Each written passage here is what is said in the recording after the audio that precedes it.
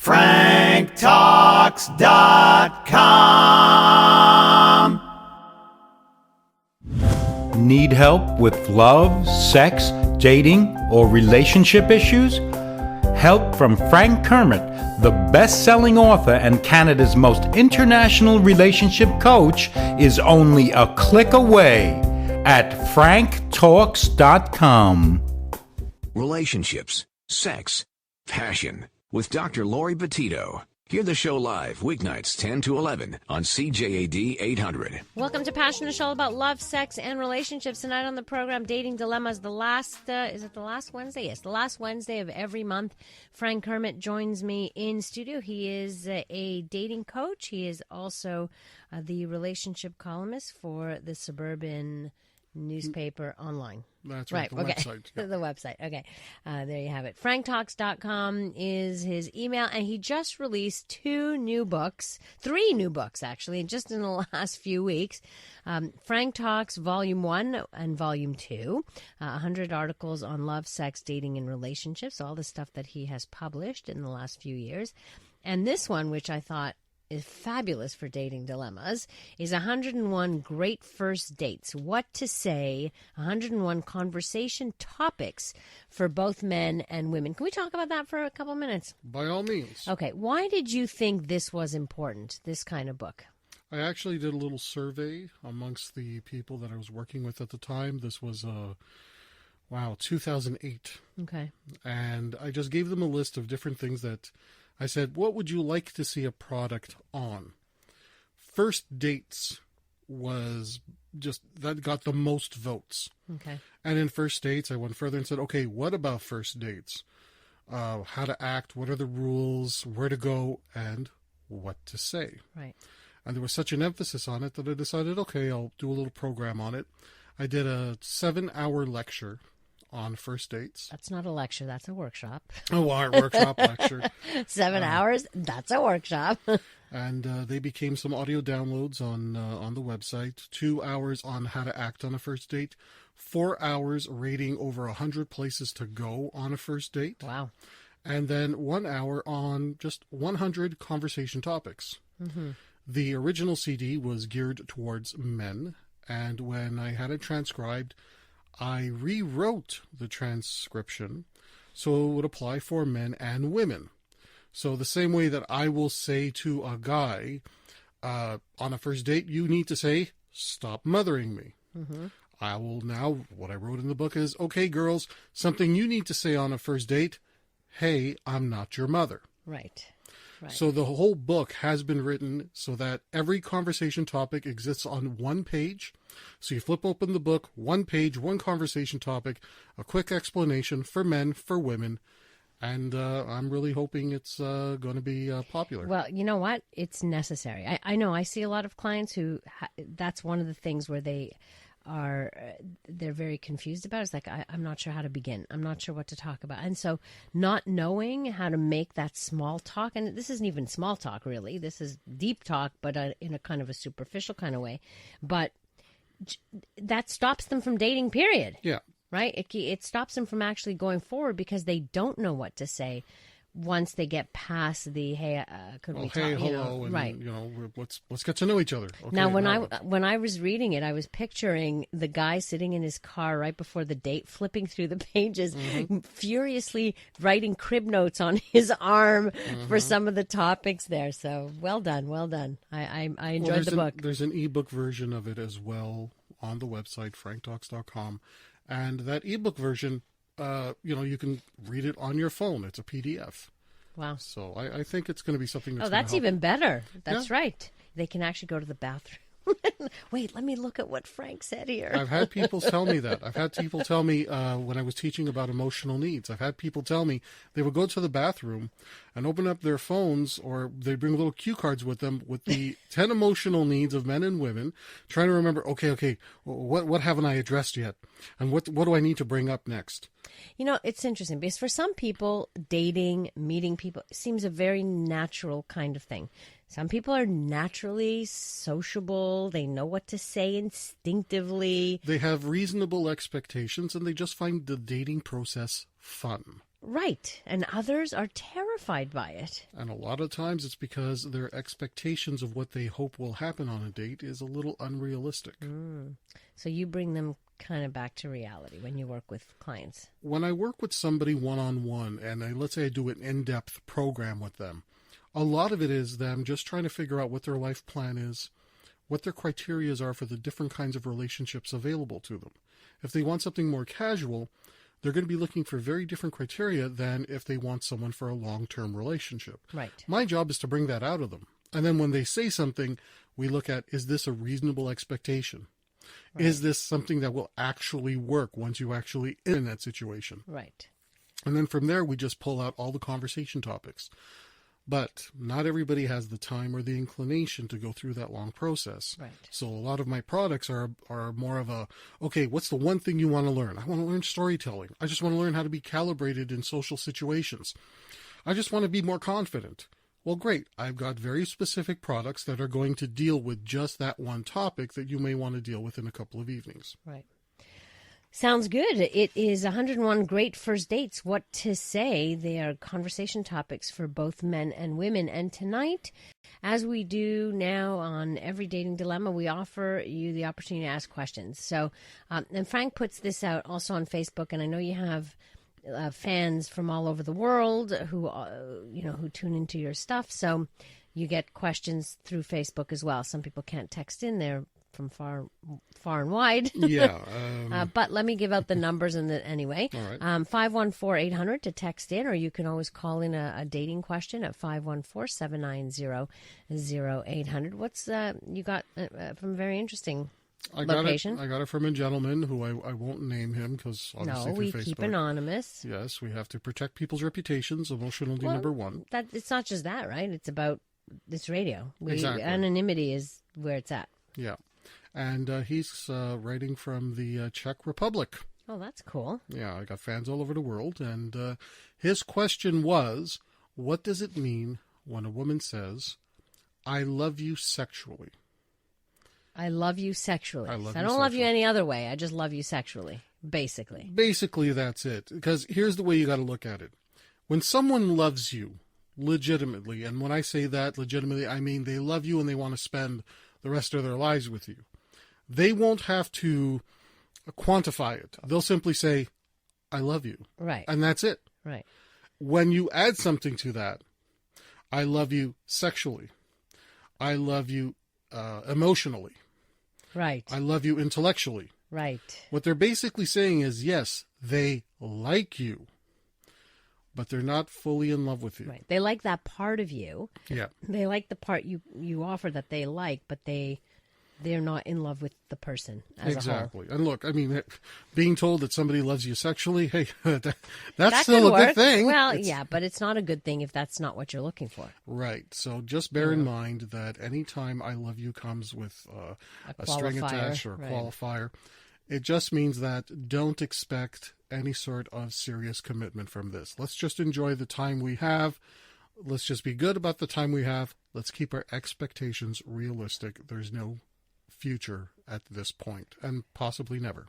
And if that's not what you want, then you need to cut your losses down. Exactly. Right. Exactly. Rather than string along thinking, well, if she loves me sexually now, maybe if I do this, that, and the other, she'll start to love me every other way. And for some people, they just don't want to, because it's cold out there, folks. Okay, it's perfectly understandable. I want to be very compassionate here. A lot of people don't want to walk away from what they got, even if it's not 100% what they want, because they know that once they get back out there, they got to start all over again with somebody else, and it's not pleasant. Okay. And so it's understandable. So they stay because they don't want to be alone, basically. Yeah. And there's no guarantee that... doesn't sound so fair, does it? No, it doesn't. But that's part of the risks we take. And if we apply this to, let's say, the world of finance and entrepreneurship, there's always a risk. If you walk away from the secure thing, there's always a risk that things might not work out. But you take that risk anyway because you want something better than what you already got. Exactly. Frank Kermit is in studio tonight for Dating Dilemma. So if you have questions for Frank, you can send them in about dating, 514-800, or call them in, 514-790-0800. You're listening to Passion right here on CJD. You're listening to Passion with Dr. Laurie Betito, the podcast. Hear the show live weeknights 10 to 11 on CJAD 800. Dating dilemmas tonight on the program. 514-800, 514-790-0800. Frank Kermit is here. He's a dating coach. He just released this book, which I love, 101 Great First Dates, What to Say, conversation topics for both men and women. So it's available on his website at franktalks.com. So we do open, people send you, emails, and they send you all kinds of stuff. So questions, and that's one of the things that we like to do. So let's go. Is there something really wrong with me? I just don't get why no one wants to be in a relationship. I've reached a point where I feel like I don't deserve to be with anyone and have zero faith in love or dating for myself. I'm giving up. Please help. I'm thinking if she's asking for help, she's not so much giving up, but I hear that a lot, that I'm losing faith in the whole process of dating. I'm losing faith in online dating. I've known a few people who have lost faith. I can totally understand losing faith. So the first thing I'm going to tell you is having faith is very different than having certain expectations. Okay? There's a difference between hope and expectation. You go into it with the hope. Oh, well, I'm hoping I'm going to meet someone interesting. But if you go in with the expectation, of course I'm going to meet somebody interesting, and it doesn't work out, and you don't meet anybody interesting within a certain period of time, it can become very, very discouraging. Right. So the first thing I want you to understand is, rather than ask, why does nobody want to be with me in a relationship? First of all, ask yourself the question, what is it that I offer someone in a relationship? You have to take stock of that. And I'm talking about everything that you take for granted. One of the things I have found when I work one-on-one with someone is that I'll talk to them, and one of the exercises we do is, why are you a prize? And people start off with, oh, come on. And it's like, that's the attitude right there. That's why you're single. Okay. Because when I asked you, what are you a prize? What is it you offer? What do you bring to the table? If your first reaction is, oh, come on. Right. Then what do you actually what think? What are you projecting? Right. If you don't see value in what you bring to the table, no one else will. Right. If you don't value yourself, how are people supposed to value you? Mm-hmm. So I'll ask them questions like, what's something that you would want a future lover to know about you? Would you want them to know that you're very respectful, you're very gentle? Maybe you would want them to know that you have a certain kink. Maybe you want them to know that you just really like kissing and you really like physical contact and you want a lot of it. What is it? What's something that, and this is one of the exercises as well. Give me 3 words or 3 phrases. How would your best friends describe you? Right. Once you write them down, actually go to your friends and ask them, okay, describe me with 3 words or 3 phrases. If what your friends tell you is different from what you wrote down, that's a sign that your perception of yourself and how you come across is off. That might be a reason that you're single. Interesting. That's a great exercise. It's an amazing exercise. I've turned people's lives around with this. I'll then ask them things like, okay, just tell me, let's say, 5 of your accomplishments. Did you graduate high school? And when I say that, for some people, they say, well, of course. I mean, I've gone to university. The fact that you've gone to university is irrelevant. You have to value the fact that, hey, you went to high school and you got your diploma. Is your diploma on the wall somewhere? And they say, I don't think I'd put that on the wall. Well, you have to remember, when somebody is down on themselves, they need something outside of themselves to remind them, hey, I've accomplished things in my life. I bring value. I remember helping this one client that the whole program, okay, a major chunk of it was take every degree, every certificate, every photo of you ever doing anything that you feel was an accomplishment. I want you to frame it and put it up on the wall. By the time she finished, she actually remembered going through the box and saying, I had forgotten that I was registered and achieved a lot of these things. Completely forgot. Right. When she saw her own wall completely filled with these medals and degrees and awards and times that she had appeared in the media, and she saw this same wall, because everything was packed onto one wall. That's part of the program. Wow, that's really cool. She walks in there, and the next thing you know, she says, you know what? I have done it. And her tonality changed, the way she presented herself, Yeah. because she got that constant reminder from outside of herself that, hey, you bring a lot to a potential partner. And we forget. We do. Unfortunately, we are our worst critics, and Yeah. we do forget that to validate ourselves. Truly. If you have questions for Frank, give us a call, 514-790-0800 or 514-800 to text in. You're listening to Dating Dilemmas here on Passion on CJD. When you're losing hope, when you're getting discouraged, if what you're doing is not working, do something different. Right. But sometimes we don't know what that different is. Yeah, well, you call up Frank That- Kermit that's and why he'll the tell you coach- what to do. I was just thinking, okay, that's why we have coaches. There you go. That makes sense, Frank Kermit. Okay. You're listening to Dating Dilemmas here on Passion on CJD 800. You're listening to Passion with Dr. Laurie Betito, the podcast. Hear the show live weeknights 10 to 11 on CJAD 800. Dating Dilemmas tonight on the program. Frank Kermit is in studio. He just released 3 books. One which certainly has a lot to do with dating dilemmas, 101 Great First Dates, What to Say. So these are conversation topics for men and for women. If you have questions, you can text in at 514-800. And I know people in anticipation of the show have Facebooked questions to Frank. So we'll share some of those with you as well. Here's one. My boyfriend is 25 and I'm 47. My son is 27 and he is not happy about it. How do I deal with my son's concerns? So when you're dating somebody who's the same age as your kid, whether it's that way or the other way, how do you deal with that? I can't imagine it, but how do you deal with it? Okay, well, first of all, what we don't know is whether or not her boyfriend and her son may have gone to the same school.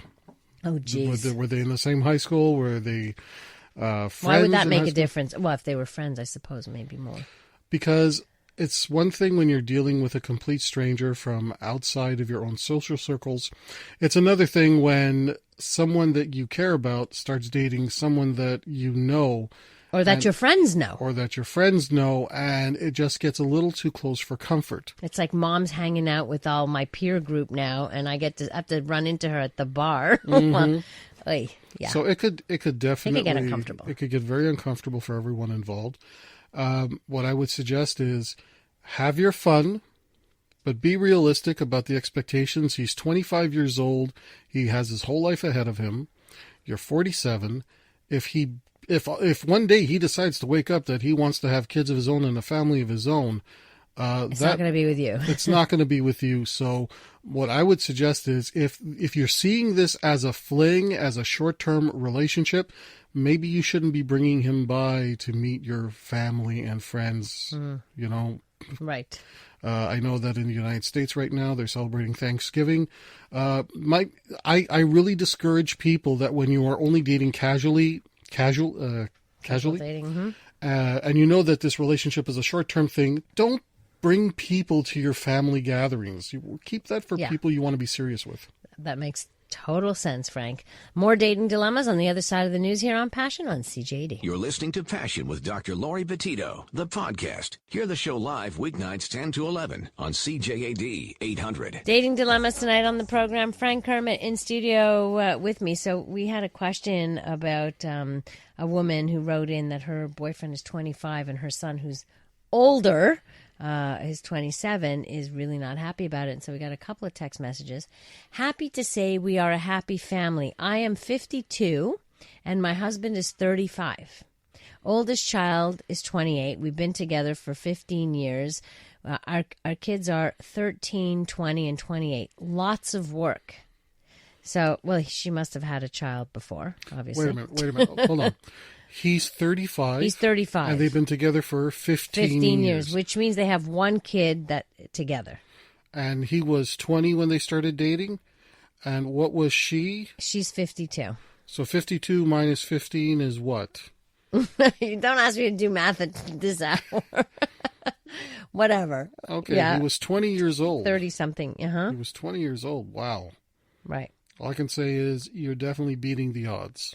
Yeah, well, she says lots of work. They obviously had work to do to keep it, to make it happen, I guess. Well, with respect to them, all relationships take a lot of hard work. I have not met anybody who would fall in regards to the perfect couple. Right. Okay. I think any relationship takes work. Dating takes work.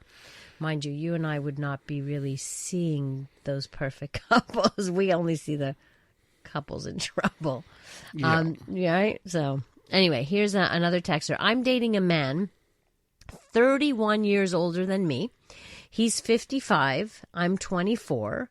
He's older than my mom and not much younger than my father. We don't share it publicly because of how taboo it seems, but we are very much in love. A shame that society makes us have to hide our feelings. It's actually a lot less taboo when it's an older man and a younger woman. Why is that?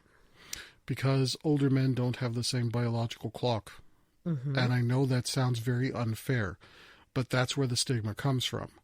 When you have an older woman and a younger man, and if she's past her ability to bear children, right, then the relationship isn't taken as seriously. Because what kind of future could you possibly have? You'll never be able to have children, therefore it's going to have an end date. Unless you chose that. Unless that's your choice, right? Unless that's your choice. Right. But then that requires a conversation for people to have that most people aren't going to engage you in. When you're dealing with an older man and a younger woman, he may very well be in his 50s. But if she decides that, let's say in the next 4 or 5 years, she wants to have a child, he, if they want to stay together, can still have that option with her. Right. That's why there's not as much of a stigma. There's still a stigma, don't get me wrong. Well, they feel it because they feel they have to hide it, I guess probably from the judgment of the parents. She could be disowned from her family for all we know. We have no idea how they would react. Right. And I can understand the position of the parents as well. You're dating a man who's this old. What happens when, because of course men go sooner than women when it comes to life expectancy, does this mean that she's going to be facing an early widowhood? Or early caregiving role. Or an early caregiving role. So right. there's a lot of concerns there. And if it was my daughter in that situation, I'm going to be like every other parent. I'd be concerned. It's like, I would sit down with my daughter and say, look, do you know what it is you're getting into? Do you really understand how life can take a turn for the worse? But out of respect for that could happen to any couple at any time. Right. And that's right. That's a reality. 514-800 to text in. Lots of text messages, a lot of responses.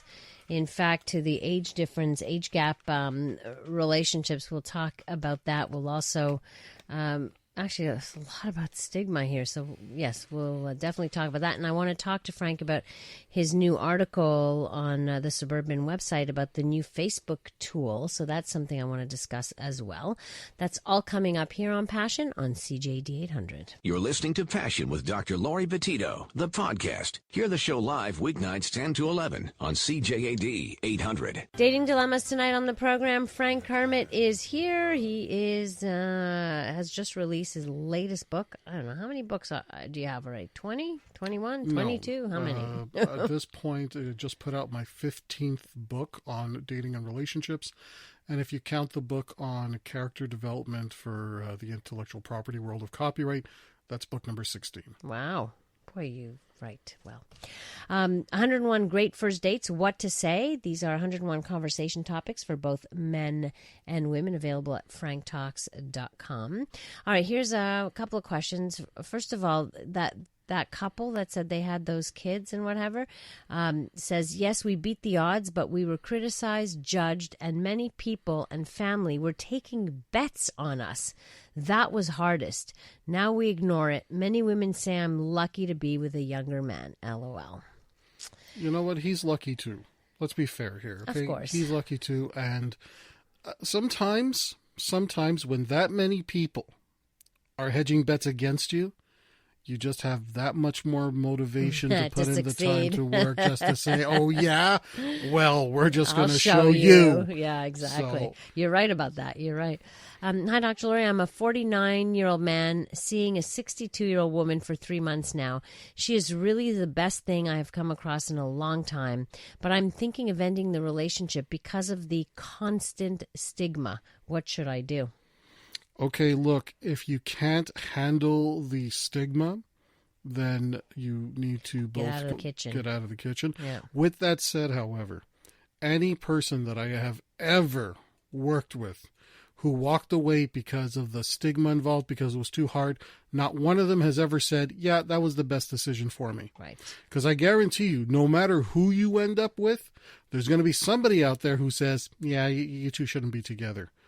So it's just a matter of... And also listening to people, like basing your life and what's good for you on what other people think. You got to move past that, you know? Sometimes you got to get to a point at that age where you say, to hell with that. Like, I got to do what feels good for me and what's right for me. I actually, in the Volume 1, Frank Talks, Volume 1, 100 articles, there's an article in there about how much should you care about what people think? Yeah, exactly. And how much should you? And you can't, because nobody suffers the consequences of your decisions. Except for you. So if you're happy there and she's treating you well, then it's nobody's business. But just remember, whether you stay with her or you walk away from her, you will always be the only person that suffers the consequences of your choices. Here's another question. I'm 49, divorced since 2007. I've been dating and took your advice of meeting a man in coffee shops when I communicate with them a couple of times online. The ones I was interested in after the fourth date want sex. By the fourth date, I'm not ready, as I'm just getting a feel for who they are and find their request too fast. So I got a dog 2 years ago and decided I would probably meet someone in dog parks where I can get to know them slowly. It's not working, but I am enjoying my dog's company. What can you suggest? Okay, you're really offended by the fact that these guys would want to have sex after the first date. Fourth date. Fourth date. Right. Fourth date. And you thought that by getting a dog, going to a dog park, you would get to know people slowly and you could take your time. It's not surprising that that's not working, and I'm going to tell you why. Generally speaking, when people go out to date, they're looking for an intimate relationship. The social norms that used to be in place that encouraged people to wait, they don't really exist as much because it's not as much of a taboo for people, especially if they're older.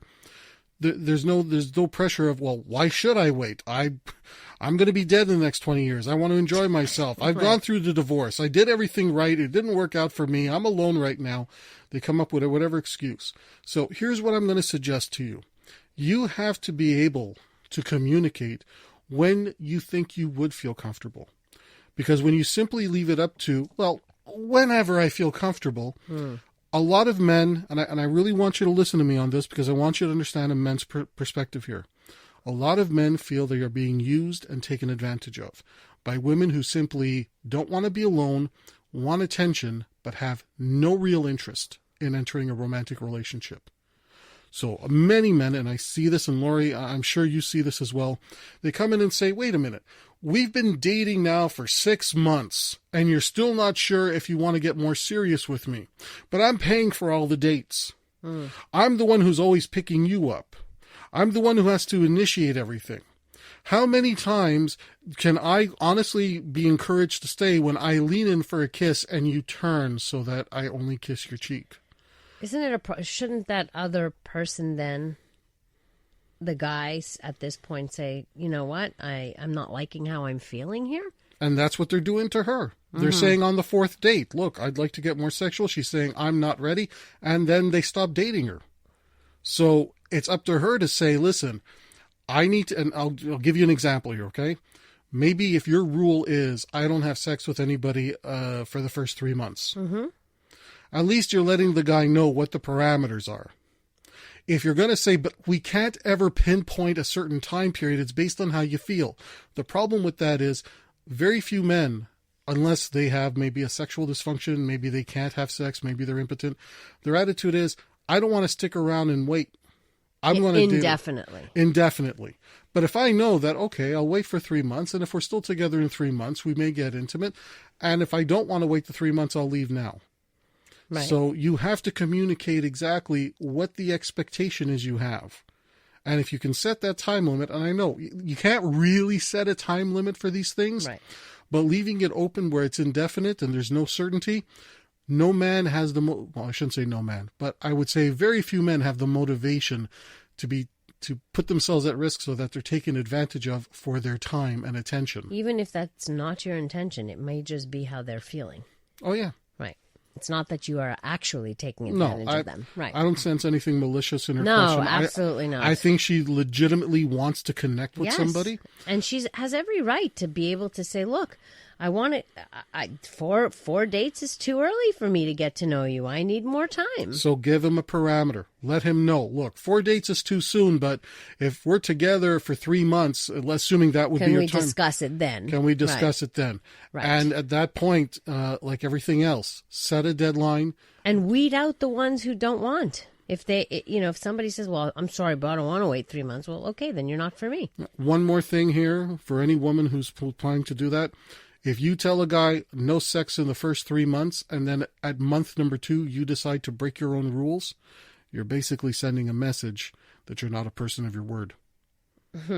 So if your feelings change and within that second month, well, you know what, it's been 2 months, it should be enough. Let's go ahead. Mm-hmm.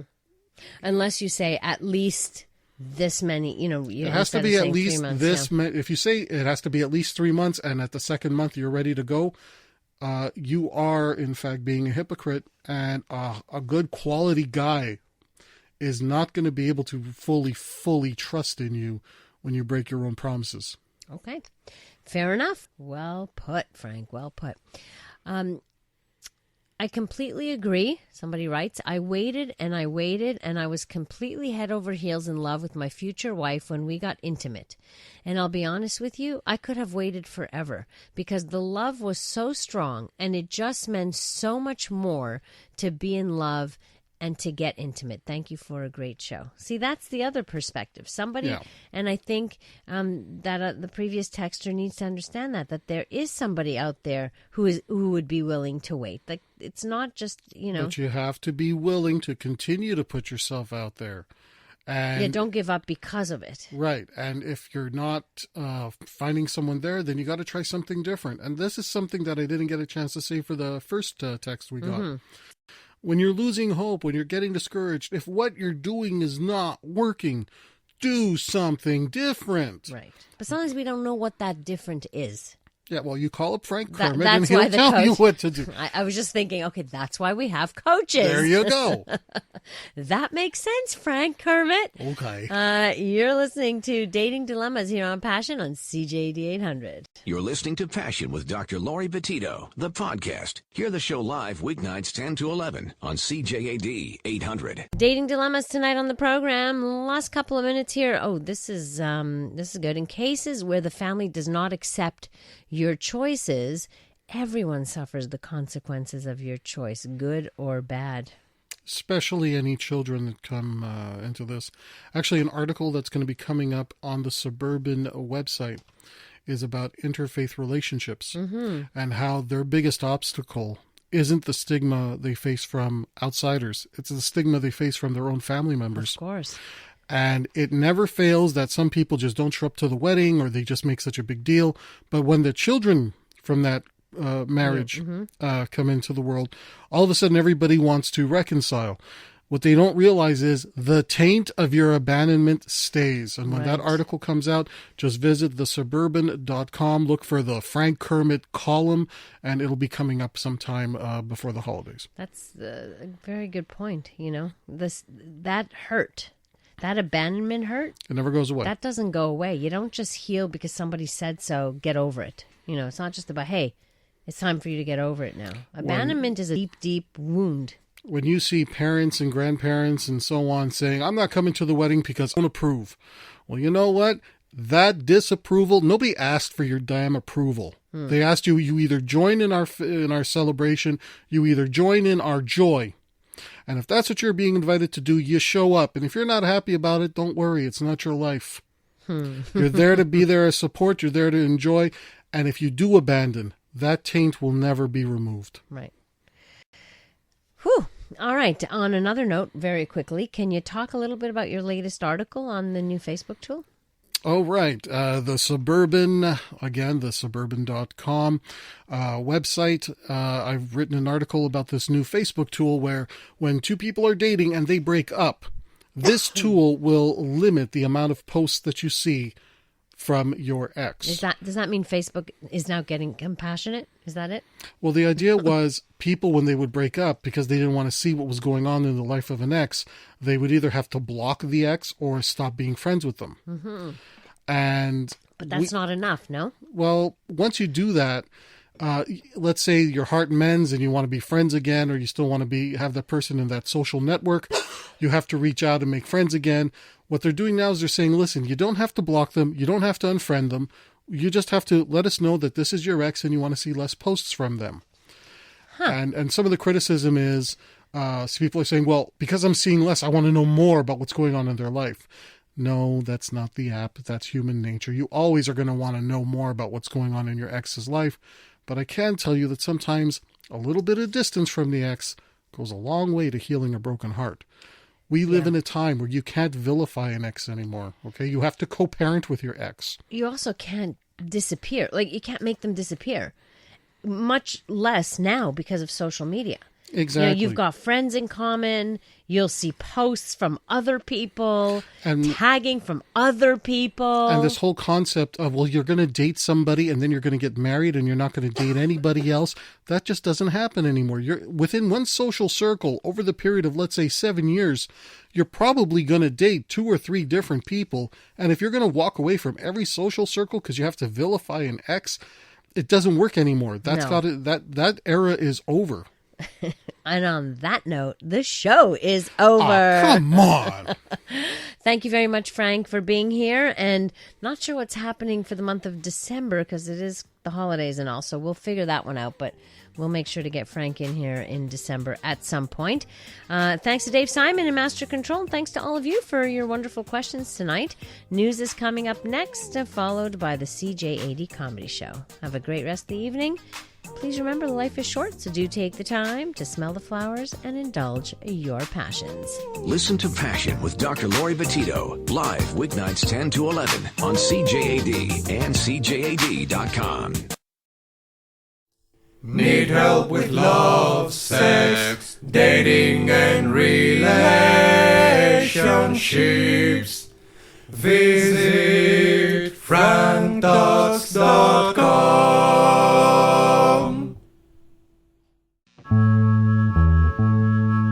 What do you do when you feel like a fool? When your heart has been broken again?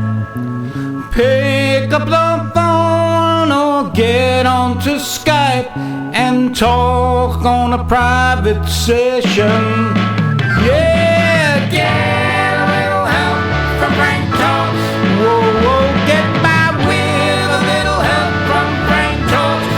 You gotta try a little help from Frank Talks.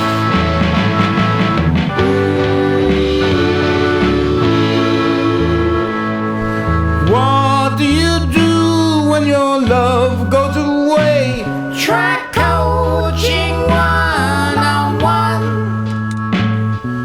How do I sign up to turn things around? Just sign up at franktalks.com.